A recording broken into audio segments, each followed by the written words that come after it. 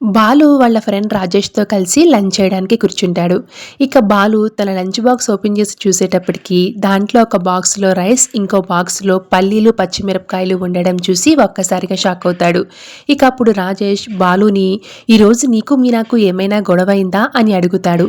అలా ఏమీ లేదురా, కానీ ఎందుకో కానీ నేను తినేటప్పుడు నా చుట్టూ తిరిగింది, ఎందుకో నాకు అర్థం కాలేదురా అని బాలు చెప్పేసరికి, ఆడవాళ్ళు మనం తినేటప్పుడు వంట ఎలా ఉందోనని, ఏం చెప్తామోనని ఎదురు చూస్తూ ఉంటారా, అప్పుడే వాళ్ళకి తృప్తిగా ఉంటుంది అని రాజేష్ చెప్తూ ఉంటాడు. ఇక మరోవైపు రోహిణి బట్టల షాప్కి వస్తుంది. 7 ఏళ్ల బాబుకి బట్టలు కొనాలి, చూపించండి అని అడిగి 2 డ్రెస్సుల్ని తన కొడుకు చింటూ కోసం సెలెక్ట్ చేసి పక్కన పెడుతుంది. ఇంతలో రోహిణికి ఫోన్ రావడంతో పక్కకి వస్తుంది. ఇక అదే షాప్కి ప్రభావతి, కామాక్షి ఇద్దరు వస్తారు. ప్రభావతి రోహిణిని చూసి, నువ్వేంటమ్మా ఇలా వచ్చావు అని అడుగుతుంది.